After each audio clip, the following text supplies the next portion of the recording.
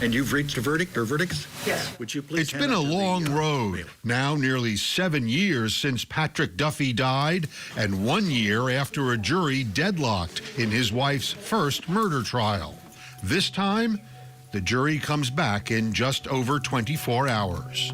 We, the jury, the above entitled action, find the defendant, Linda Doreen Watts, guilty of the crime of second-degree murder of Patrick Albert Duffy, in violation of Section 187A. The guilty verdict floors Linda.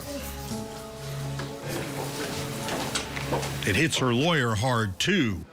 For his part, the prosecutor is more relieved than anything else. I'm pleased that I don't have to try it a third time. You saw her the way she reacted. Yes, I've always thought she was an actress, so that was her moment. Honestly, that's the first time I saw her really cry. Patrick Duffy's sister, Catherine, has waited years for this day. She didn't get away with murdering my brother. When it comes time to sentence Linda 3 months later, it's her last chance to address the court. And she speaks. I wanted to let all of you know how grieved I feel. Most of all to Patrick and my beautiful son, Sean and Thomas. Because you lost such a loving, wonderful father. Her sons try their best to ask for leniency. If there's anything you can do to help out with my family, and that's all I can ask. I believe she's innocent, and I will till the day I die. Linda's second husband, Larry Gwatz, also appeals to the judge. To assert that this was a premeditated, purposeful act, I'm sorry, it's unacceptable to me. Look at these two people, beautifully in love. Why? Because she's a wonderful human being who doesn't deserve this. But the judge doesn't have much leeway. In this particular instance, the law mandates 40 to life. My oath requires that I impose that. I was like, you did this to yourself. We found it curious that one jury could not agree on a verdict at all, and a second convicted Linda in a day. It is ironic, but in these two trials, it is apparently true that in the case against Linda Duffy Gwatz, less is more. If I remember correctly, We sat down with jurors from both trials to see why one jury quickly reached a verdict.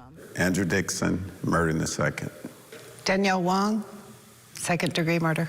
While the other never did. Brandy Jones, not guilty. Pamela Enriquez, murder in the second. Where's the gun? 1 to 7 inches. Remember, the jury that convicted Linda only heard the bare bones prosecution. Makes this impossible to happen the way she says. Very little about fan firing or cartoons. They heard a lot more than you heard. And we can only make the decision based off of the evidence that we heard. The jurors from both trials, the ones who heard the long story and the ones who heard it made short, sat around our table and pondered. While less may be more, is it enough? And you're putting a woman away for the rest of her life, so present everything. I think I really have to agree with Brandy. Maybe all the evidence should be presented. Did you know she gave an interview to the police? Mm-mm. Would you have liked to? I would have loved to hear what she had to say. Would that have changed my decision? Don't know. Possibly. If you had heard everything, you think it would have affected the deliberations? Absolutely. And even though they made their decision, some of the jurors who convicted Linda still have questions. Did it bother you that they never said exactly why she did it? Yeah, it did. How'd you get over that? I'm not over it. I still want to know. When I heard the guilty verdict, I said, yay, justice is finally served. Julie Prendergast has no doubt the second jury did the right thing by finding her former friend guilty. And she wonders how Linda's life, which was once so happy, became so tragic. I'm sad for everyone involved. Those two boys lost their father, and now they're losing their mother. It's a tragic story in every way you can think about it.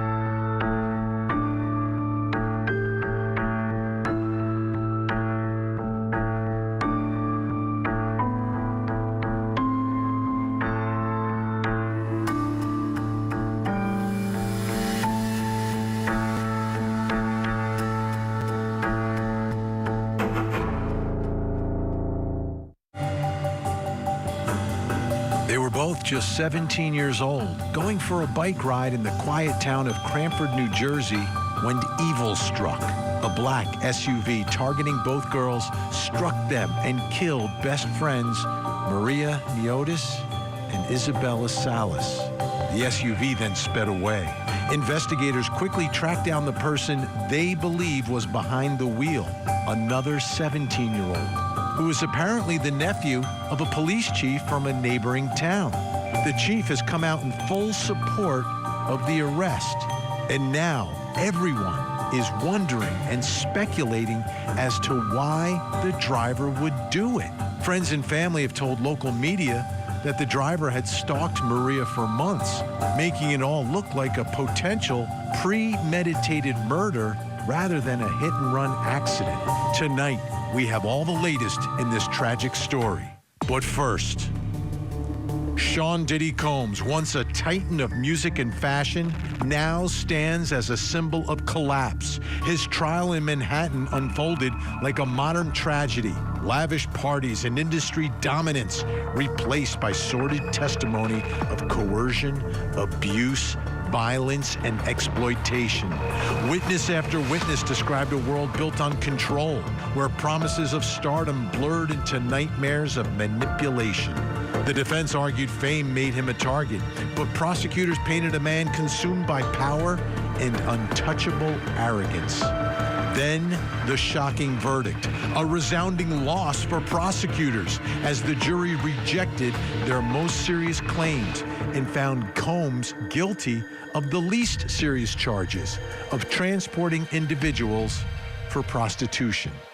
Today is sentencing day, and the question for the judge, will he sentence Combs for the conduct he was convicted of or for his other deplorable conduct, which did not result in a conviction?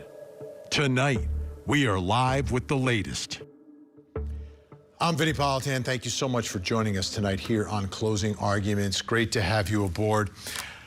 We're going to talk about the sentencing of Sean Combs, but I want to begin the discussion and talk about a popular celebrity who you may see in a lot of commercials and cameos, former heavyweight champ Mike Tyson. If you think of Mike Tyson today, he's sort of a beloved guy. You know, he's getting a little bit older. And, you know, pops up in movies sometimes. You'll see him on TV. He'll be on talk shows. And he's a bit of a character, but generally very, very popular, which, from my perspective, when I think about it, it's fascinating because this is a guy who sort of reinvented himself. Because if you go back in time and you go back to 1992, that's when Mike Tyson became a convicted rapist. He went to prison. There may be some people who don't remember, some people who weren't alive back then, who may have no idea. But Mike Tyson is a convicted rapist. So what's the moral of that story? I guess, one, you can somewhat redeem yourself, reinvent yourself, and the public, when you're a celebrity, may at some point forgive and maybe forget your past. I mean, it's happened for Mike Tyson. So now let's talk about another popular celebrity, Diddy, right?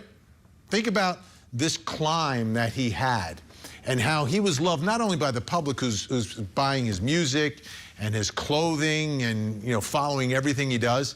This guy was loved by other celebrities. Everybody wanted to be in with Diddy. It was like the cool thing to do, the cool place to be. at a Diddy party or invited by Diddy. All the talk shows would love when he would come on. Everything about him was just, it was just cool, right? I'm using an old word, right? Cool, but it was, right? And now we find he's a convicted felon. Today is sentencing day.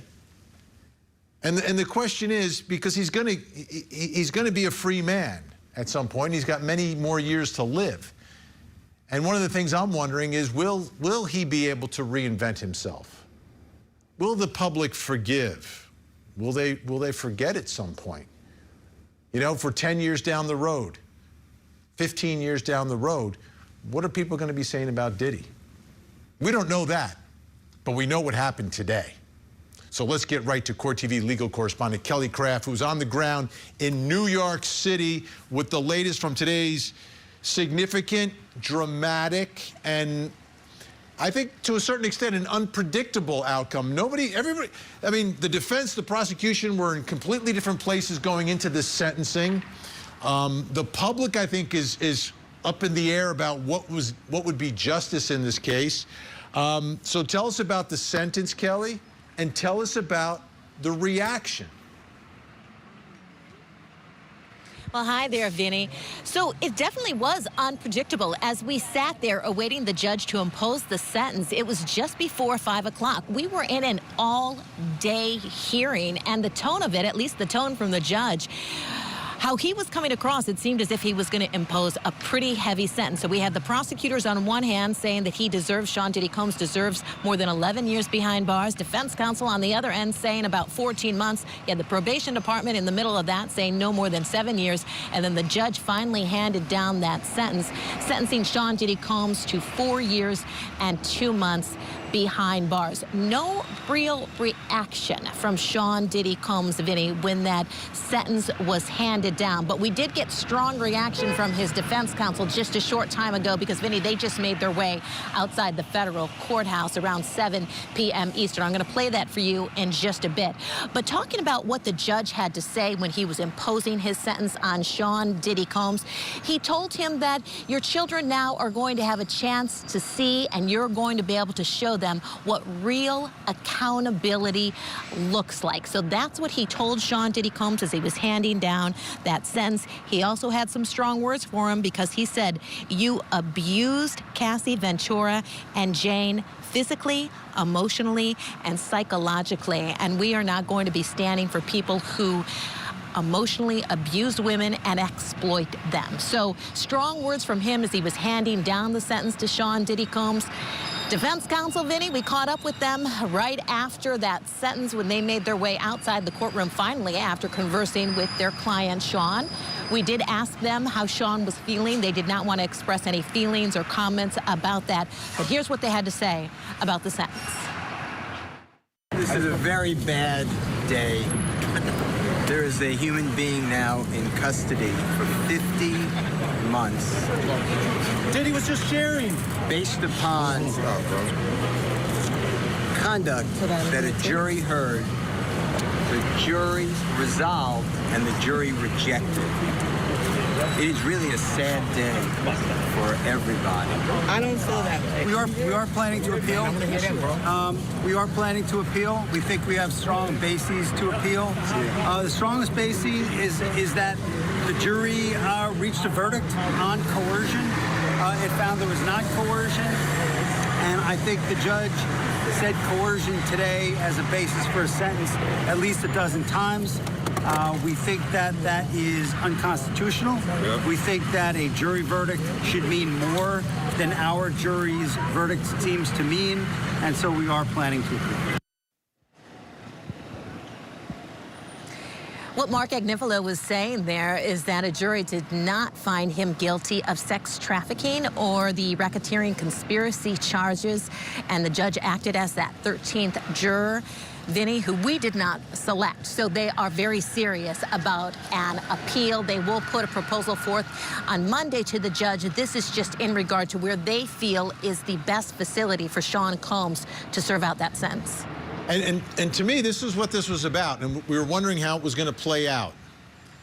Was he being sentenced for what he was convicted of, or was he being sentenced for the other conduct that he was not convicted of at this trial, but there was evidence of it. From your perspective, your perspective and analysis, how did the judge get to 4 years and 2 months? Was it because of he transported people for prostitution, or was it everything else that we heard about? Vinny, the judge made it very clear that he was sentencing him on his convictions, the 2 counts of transportation to engage in prostitution. But he said, because he has wide discretion in sentencing, that he is able to take into account the relevant conduct. He made it very clear that jurors acquit on charges, and they acquitted him on those most serious charges, but they don't acquit on conduct. Those were the judge's words, Vinny. And so that's how he's fashioning his sentence. He said he's able to take all of that into account. And when you listen to Mark Agnifilo there, he says that he mentioned coercion no less than a dozen times. So that's one of the things that they're going to appeal, Vinny. Did he fashion a sentence based on the coercion, the acquitted conduct, or is it based on what he was convicted of? So it's going to be interesting to see what they come up with in their appeal. Yeah, and it could be a significant question that could impact cases from this point forward, because the federal system a little bit different than others, you know, in the way prosecutors and judges have a little more leeway in sentencing. Okay, let's talk about the victims. Were the victims there? Did they speak? Vinny, so no, the prosecutor was the one that spoke. The victim submitted several letters, victim impact statements that the prosecutor would read parts of during her argument. The judge also mentioned words that were in some of those letters. Mia, who is the former personal assistant of Sean Diddy Combs, she wanted to come today, and she wanted to speak. Defense counsel objected to that. In their letter to the judge, when they wrote their objection, they said that Mia was a liar, that she lied on the stand, that she was not credible, so they objected to her coming today. The judge said that Mia could have spoken, but then she decided not to speak, according to the prosecutor today, in part because of what defense counsel said in that letter, calling her a liar, saying that she felt bullied by defense counsel. So no victims came and spoke here, but they did submit several letters saying that Sean Combs had a dramatic and a horrible impact on their life. Okay, how about the sex workers? Because arguably they're victims in this as well, right? If you're transporting them for these purposes, you know, usually when you transport them, you're the one that's going to engage in the conduct with them. That's not the case here with Diddy. Did they submit letters? Were they a part of any of this? They received several letters from many victims of Sean Diddy Combs. They weren't here today as well, but I can tell you outside the courthouse, there were a lot of people that were talking about the sex workers. And that's one of the things that was discussed by the judge today, Vinny, in which he said that sex workers, Sean Diddy Combs is wanting to say that he just paid these people for their time. He said, I reject that argument. They were not being paid for their time, and basically was indicating, of course, they are sex workers and victims as well of Sean Diddy Combs. And Sean did address all of the victims that he said that he impacted their lives. When he made his statement, I know we're going to talk about that, but when he gave his statement, Vinny, he was very emotional, and he did talk about all of the victims, although he didn't use that word. Interesting. All right, so tell us more about what Diddy said today in court. His opportunity to speak, he didn't testify, so this was it. Yeah, this was his opportunity to speak, give a statement in allocution. We had gotten word that he was going to speak. And then as the judge was making all of his comments and remarks today, there was kind of a feeling that, wow, maybe Sean Diddy Combs actually is not going to make a statement in allocution, because it didn't seem like it was going the best for defense counsel. But he then did. When he began to speak, he first of all gathered all of his papers together. He put his glasses on, Vinny, and he was going through them, wanted to make sure he was going to be addressing the court properly. And then he stood up and he started to say, I am sorry. And he apologized then to Cassie Ventura as well as Jane, saying that he is so sorry for getting them involved in the mess of his life. Then he turned around and he addressed his children, talking about how he failed them. He became extremely emotional when he was talking about them. Then he addressed his mother, put his hands on top of his head when he was addressing his mother, turned around and said, I'm sorry. And then we heard her say, I'm sorry, back to Sean Diddy Combs. So it was extremely emotional when he was giving his statement and allocution to the judge. And he was talking about how he also was thankful to the jury for acquitting him on the most serious conduct. And the statement that he made, was this a written statement he was reading, or was this something that he was speaking from, you know, straight from his mind, off the cuff, presumably from his heart? Vinny, he submitted a statement to the judge, but this kind of went off of it a bit.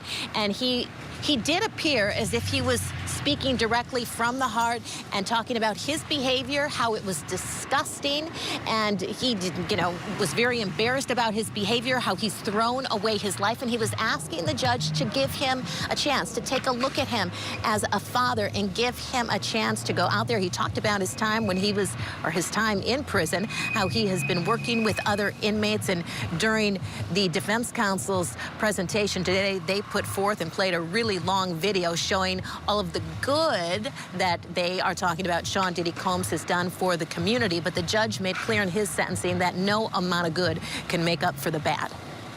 All right, you've mentioned that Diddy made a plea as a father. He turned to his children. Did any of his children speak today? Vinny, they did. They all walked to the podium at the same time. 6 of his 7 children, they were holding one another as they were beginning to speak. They had an extremely hard time, many of them breaking down at times as they delivered statements on behalf of their father, just talking about how much they miss him, how they're scared. That's something else Sean Diddy Combs said. My children are scared. I'm scared. So they talked about that, being fatherless as well as motherless. They talked about that because some of the children's mother, Kim Porter, had passed away years ago. And so they just pleaded with the judge to let their father come home. So a lot of people spoke on Sean Diddy Combs' behalf. And actually, Vinny, we do have someone who spoke during the sentencing hearing today, and we could bring him in now and just talk to him briefly about his reaction to the sentence and what he did talk about. This is Giovanni Cyrus, and he was one of the many people who spoke on behalf of Sean Diddy Combs. Giovanni, thanks for joining us. What was your reaction to the sentence handed down by the judge today? I think the sentence reflects the justice system at work. I respect that process. My concern is with the individual, what they do while they're incarcerated, and how they get involved in the community to promote positive change. Giovanni, you were asked to speak on Sean Combs' behalf. Briefly tell us what you said to the judge. Well, I urge the court to consider Mr. Combs' rehabilitative efforts with the programs he's teaching in the jail to other individuals like himself, and that our organization is interested in working with Mr. Combs to work with our vulnerable populations as a deterrence. Giovanni, your program is called, the nonprofit's called Reentry One. And so one of the things that was talked about by the prosecution today was how Sean Diddy Combs had set up speaking engagements for next week, thinking that he was going to get out. The prosecutor did not like that. That was a surprise to all of us in court when we heard that he had set up speaking engagements. But then when defense counsel got its chance, they talked about these are not speaking engagements, these would be teaching engagements, and they were set up to keep Sean busy if he did get out. That is correct. That's the true intentions of it. And as I mentioned, we wanted Mr. Combs to work with our vulnerable populations as a way of getting him to tell his story and the mistakes he's made as a deterrence to our younger and young adult populations.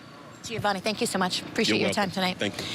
But Vinny, interesting day here to say the least. Again, I haven't seen a sentencing hearing quite like this to last all day, and the big production by defense counsel with the video and all the attorneys speaking on behalf of Sean Diddy Combs. 5 of them spoke, getting very emotional at times. They have gotten to know Sean Combs very well. They talked about how he was one person at one time in his life when he was addicted to drugs, but now he's a completely different person, and this is the real Sean Diddy Combs. The prosecutor on the other side, though, said of all the 5 defense counsels that spoke, only one mentioned the victims and said Cassie Ventura wanted it. So obviously the prosecution taking a very different approach, which they should, to this case, as defense counsel then takes its approach advocating for its client. Yeah, so 4 years, 2 months, he gets credit for the time he served. So are we looking at about 3 years before he gets out? Vinny, yeah, so he was arrested last September. And so when you take a look at it, so now we're in October, so time served, so about 3 years. And depending upon how they do it with good time, et cetera, it could be less than that. And then, of course, the appeal is going to be filed as well. Kelly Craft in New York City, big day, great reporting as always. Thank you so much, Kelly. All right, folks, when we come back, we'll bring in our think tank, get their reaction to today's sentencing, plus coming up next hour. Tonight on Vinnie Politan investigates a respected federal agent, a beautiful au pair, and a wife who never saw it coming. What began as a secret affair exploded into a twisted murder plot. Was it seduction, manipulation, or something far more sinister? Tonight, we investigate. Join Court TV's Vinnie Politan with the latest and breaking true crime stories. Now, let's look at the other side of all of that. Vinnie Politan investigates tonight, 9/8 Central, only on Court TV. 4 dead students. None of it seemed to make any sense. He was evil. What devastation. All I can do is scream. Victim to Verdict with Ted Rowlands. New episode Saturday night, 8 Eastern and Pacific. Only on Court TV.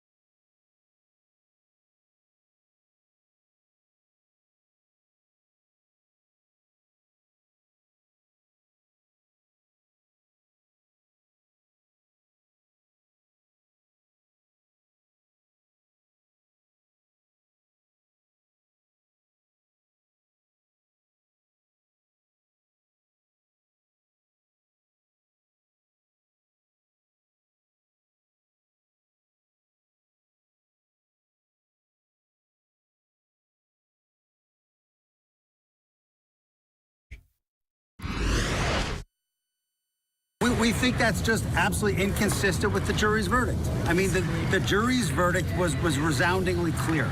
There was no sex trafficking, there was no racketeering, everything was consensual, everything was adult, which is why he was convicted only of the prostitution offense.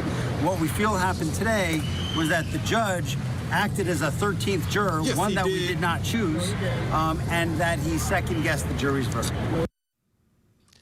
Diddy's team not happy with the sentence today. It was 4 years and 2 months. And when you look at it, though, the recommendation by probation, who does a pre-sentence investigation and a pre-sentence report, and a recommendation to the judge was higher. So the judge went below that and went much less than what prosecutors were asking for, which was 11 years. But the defense was looking for 14 months. So was justice served today? Let's bring in our think tank. Joining us is entertainment host Holland Reed, also former law enforcement officer and host of the Strong Enough podcast, Claudia King, and criminal defense attorney Josh Colesrud. Great to see everyone tonight. All right, Holland, what are your thoughts about what went down today in New York City? Was justice served? I would love to say that justice was served. I feel like it's like right down the middle. 4 years still feels like a slap on the wrist after everything we witnessed. I believed everything that happened today in the courtroom was a bit of strategic remorse. I didn't feel, and I have not felt this entire trial, that he is sorry for anything he's actually done. He's gone out of his way to cover up his, bad deeds all the way to the end. And now if you go back and even read his statement, which I've read about 4 times now, he mentions I over 108 times in this statement, and he mentions Cassie 1 time, and I'm sorry to some degree 6 times. So that, for me, in addition to what the prosecutor said, the height of hubris, the audacity to have speaking engagements, whatever engagements that he had planned, in the thought that he was not going to serve any time is audacious in itself, which makes me go, 4 years is not long enough. This man has not learned his lesson. He does not feel remorse. He is not sorry. And he is going to continue to use the power that he's been using for decades to get his way. And I feel like, yes, thank God it was not 11 months like they were asking for. 4 years still seems like a little bit of a slap on the wrist. Claudia King. Totally agree with what Holland said, and I think the defense really fumbled the ball today because they came in with that hubris and conceit with the PR video and the speaking engagements already lined up. It seems like they really thought they could escape accountability and he was going to walk out today or in a couple days or a couple weeks. So I think it does feel a little light, but what it gives Diddy is the chance to walk the walk because he claims he's reformed. He claims he's learned his lessons. So let's let him show us that while he's behind bars. And if he does that, he can come out and maybe turn the corner and be a better man. Josh Colesrud, was justice served today in New York? Absolutely. Given the lackluster performance of the prosecution, the judge gave a great sentence. From the very beginning of the case, the prosecution came at P. Diddy with everything that it had, and it was rejected by a jury. And today it was rejected by a judge. They literally asked for 20 years on one theory and then 11.25 on another. Meanwhile, the defense had decent arguments that the average sentence for most people that are charged with these offenses is around 15 months in prison. So him receiving 50 months in prison is actually 2 or 3 times greater than the average. Now, I know that 50 months is what's catching the headlines, but I'll tell you, as a federal criminal defense attorney, it's not going to be 50 months. He's going to qualify for the First Step Act.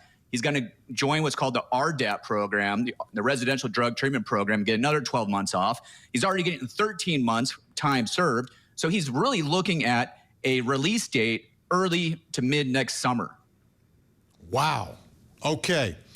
With that in mind, Holland Reed, is there a road to redemption for Diddy in the public? And I started the show, I talked about Mike Tyson, what a turnaround it's been for him and where he stands now and the way people like him and what he's done with his life from that point forward. What about Diddy? It's funny, I wrote a note on that when you were speaking in your opening arguments. the truth lasts longer in 2025. With Mike Tyson, he had the luxury of the truth kind of just dissipated over time, and we did not have the technology and the videos and the phones and the records that we have now. So it is an uphill battle for him. I do think that he is going to take charge of his own narrative because he is a control freak. He's going to maybe have his team paint his redemption story as how he did today in his statement. It was about himself. It was about all these programs he's trying to start. It was not about the actual crimes that he committed or the hurt and the pain that he's caused. It was about him, I, me. So I think that while it might be an uphill battle in the public perception, he does have the power, the tools, and still the support from a lot of people in the industry and in the world that are still fans of his that will stay behind him if he does, as Claudia said, walk the walk. He's got to walk the walk now because nobody's going to believe it otherwise. And so that's what I feel like it's going to happen after all of this is hopefully not next year, Jesus. But sorry. But hopefully he'll serve his time. And yes, sorry. Claudia, when I think about what this was really all about, there seemed to be this obsession for these freak-offs, right? That really became the centerpiece of what this was all about, these freak-offs. And it's probably about power, it's about control, it's about what's inside him. Do you think he gets beyond that? Do you think he's able to put those in the rearview mirror and not be tempted? Because he's still gonna have hundreds of millions of dollars. He's still gonna have people who are gonna wanna be close to him. And my guess is he'll probably end up continuing in the entertainment industry in some form in the future. Yeah, getting rid of that drug addiction is one thing, and that's really, really difficult. But that power addiction, that is a whole other level. And we've seen what he can do when it comes to power and control and domestic abuse. That's going to be really difficult for him to overcome. And my fear is that when he comes out and he has all these resources again, he's going to potentially return to that behavior of power and control. He showed it even today with the video and the speaking engagements that are already set up. So I think he can do it. I hope he does it, but I think he's got a very tough road ahead of him. All right, Josh, is it the role, like if you're his attorney, right, and you're kind of, guiding him through this whole process from the beginning now, seemingly the end, does it end now? Or if he gets out, does a lawyer sit down with him and say, listen, there's going to be eyes on you. You've got to change your life, or is it not your place to go there? Well, it absolutely is. He's going to be placed on 5 years of supervised release. And if I'm his attorney, I'm going to tell him, number one, we're going over all the conditions here, and you better follow everything here because you're going to be under a microscope. Now, let's also remember that he is a huge player in the R&B and rap industry, and that lauds this type of action anyway in their lyrics. I don't think this is going to affect his music in any way whatsoever, unfortunately, because this is what they rap about. I mean, remember Snoop Dogg and Murder Was the Case that they gave me? I mean, he made millions of dollars based on that alone. So I don't think this is going to affect his career at all. I mean, the things that came out during this trial were, beyond, I don't even know how to describe it, but everybody knows. Everybody knows every detail about what he was doing, what he was into. Does that kind of go to the wayside, or does that kind of follow him wherever he goes? And how do you think that is received by the public and by other folks in the industry? I think I'm going to view that as you have these three parts. You have your artistic life, which he was saying, yes, these are things that people rap about, sing about, and that's one, facet. Then you have your public life, and that's how you present to the world, and that's where you get your brand deals. That's where you get, your Ciroc deals that he had. That's where you become a business mogul. But then you have your personal life, which can involve kink, which clearly, as you said, we all saw. I think those three things, because they all collided together with this case, are going to be trivial moving forward for him, because we now see that, oh, yes, you're a business mogul and you're a genius and you bring people up and you establish such a way in the music industry to be this mogul and this monument in the industry, but you're also an abuser. You're also a drug-fueled, unhinged CEO. And then also over here, your artist and your rap, is that true? Is it not true? I think that unfortunately for him, he was not able to keep those things separate. And as Claudia said, that uphill battle, that long road ahead is what we're talking about. Yes, he can rap about it all day. That's freedom of speech. That's his artistic, behavior. But when it becomes a crime, that's the battle that he's going to continue to face. And that's what's going to cause, I think, the business side of all of this to kind of maybe crumble and fall along the way. Yeah. Or continue to.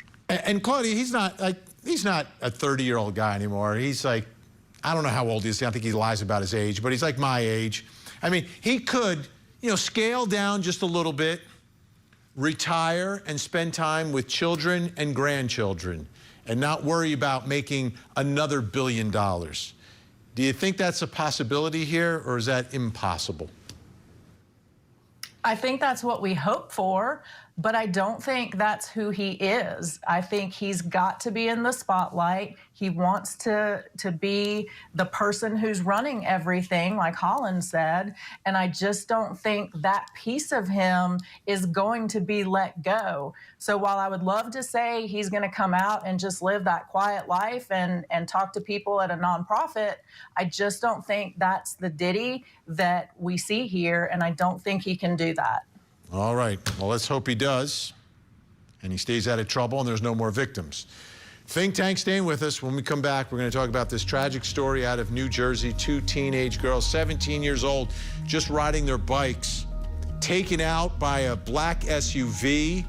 Prosecutors say it was driven by another 17-year-old, and folks in the neighborhood are saying that 17-year-old was stalking one of the girls.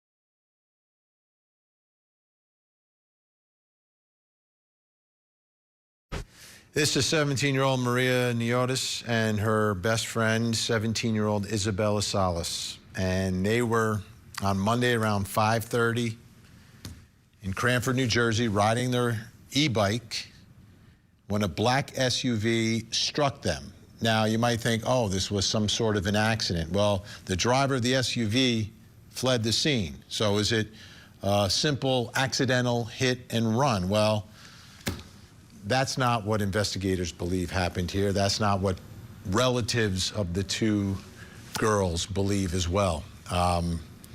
There's a 17-year-old suspect who's been arrested and charged with 2 counts of first-degree murder. You're not charged with first-degree murder for an accident, okay? If prosecutors believe it's an accident, it's going to be something much less. Here, it's first-degree murder. Friends, family, other folks in the neighborhood have all been speaking to local media about this suspect having been stalking one of the young girls. Next development, a teenage live streamer who many believe is the suspect accused in this case addressed the rumors in a video on YouTube. This is after the 2 girls are killed. He also spoke about threats that his family members were getting. Here's what he posted on his YouTube channel, Vinnie Bat 118. In a neighboring town, unfortunately, 2 girls were killed in a hit-and-run crash.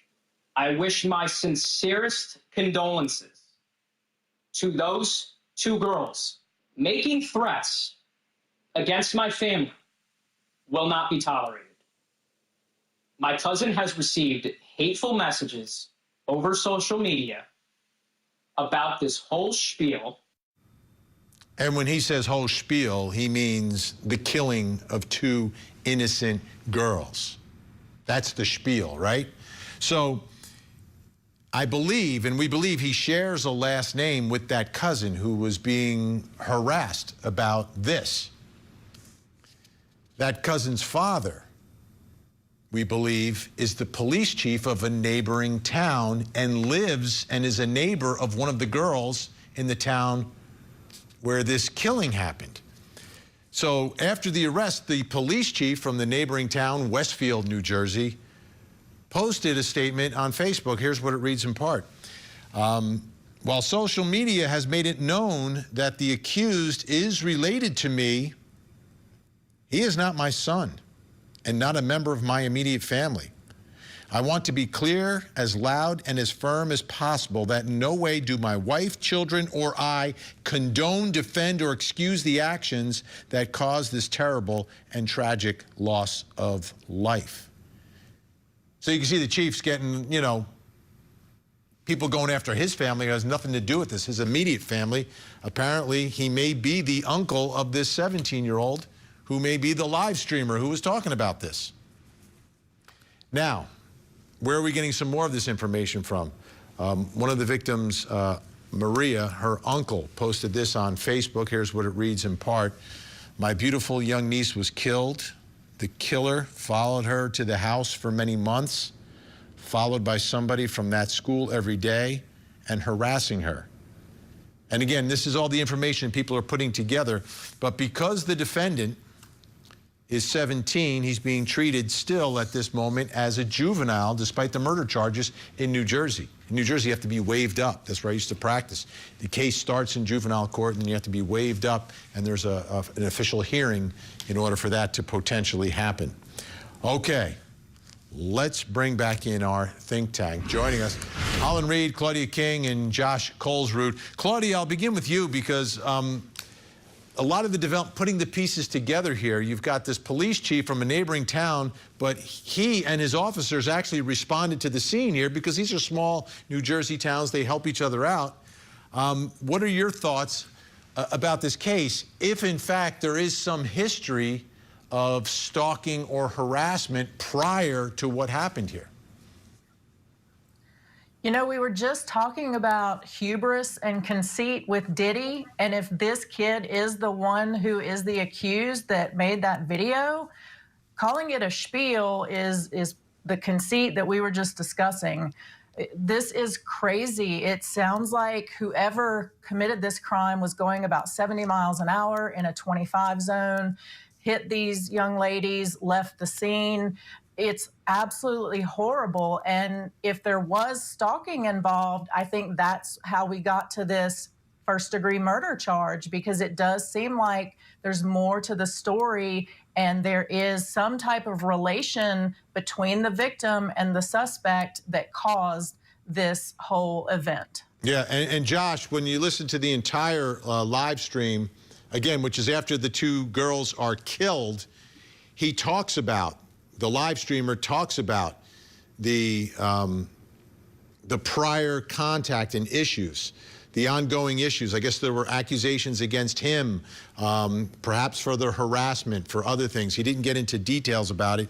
But how important is all of that in conjunction with what happened to the two girls, if in fact this is purposeful conduct, and it sounds like it's 70 miles an hour, and then leaving the scene? Well, you know, if I'm his attorney, I am furious that he would do something like this when, number one, the prosecutor is trying to establish identity, you know, who is the suspect and perpetrator in this case. And what you didn't hear in that audio recording was, it wasn't me. I had nothing to do with this. You didn't hear that. All you heard was that there's more to the story, which tells me that he knows that there is a story. So, I mean, that pretty much establishes that he's the suspect. And then you have the flight. And you can always get a jury instruction that says that you can infer consciousness of guilt when someone flees the crime scene, which is what happened here, coupled with what Claudia said, that if this kid was really stalking these females, there are reports that the neighbors saw him outside of their house in that black Jeep, and that he had been identified before as harassing them. He's in a lot of trouble. And hopefully the prosecutor is going to upgrade this to an adult felony very soon. Holland Reed, the real tragedy here, again, it seems like if this harassment is happening and this stalking is happening, like the writing was on the wall. And these are the ones that break my heart so much, because what can a 17-year-old girl do to protect herself? I mean, there are some limitations. Even if you have a piece of paper, the piece of paper is not going to stop someone who's driving, you know, this truck at you while you're riding a bike. Vinny, you just took the words out of my mouth. As someone that has been stalked before, as an adult, that piece of paper doesn't do much. These people, the social media is a double-edged sword, right? It gives those bar muscles. His statement, again, the arrogance of it, the audacity of it is tragic into itself.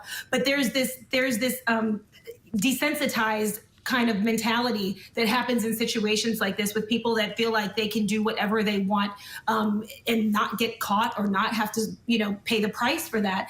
That piece of paper, I'm going to say this to your viewers and to anybody, even though there's not much we can do, document, report, even if, you know, it doesn't maybe end your way. Unfortunately, God bless the families in this tragic loss, but you still take the power back and do not give those bar muscles, social media muscles, or the audacity that he has to the person, to the perpetrator.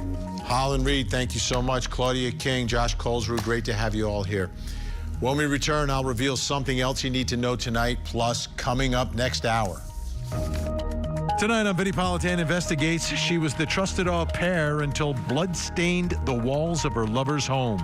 Now, after pleading guilty, she's set to reveal the dark secrets behind the deadly affair that ended in murder in the trial of her former lover.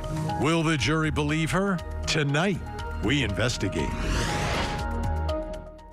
Join Court TV's Vinnie Politan with the latest and breaking true crime stories. Now, let's look at the other side of all of that.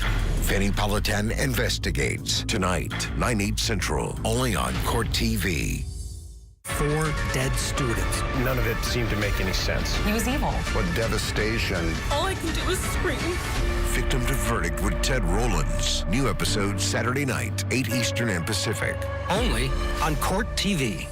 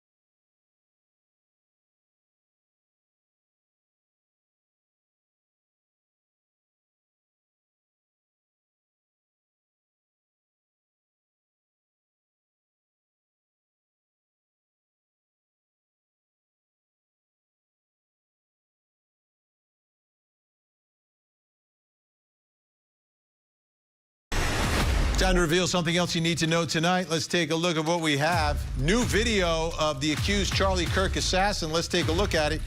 This video is from when they were still searching for the shooter the day afterwards. This is at a gas station in Cedar City, Utah. You can see there's a gray Dodge Challenger, same vehicle that he's driving. Probably got to drop those words so we can see everything. And you can see that he's wearing a maroon-colored shirt and a dark-colored hat, which would be the same outfit. Take a look at him. Same outfit that he was wearing the day of the shooting. All right, folks, take a look at your screen. We have a child who is missing tonight who needs your help. Take a close look. This is Joshua McHenry, 16, missing out of Tulsa. Make the call, make a difference. Let's see if we can get Joshua to a safe place tonight out there in Tulsa, Oklahoma. Don't go anywhere. Of another hour of live true crime. Vinnie Politan Investigates is next. In the meantime, please don't forget to hug the kids.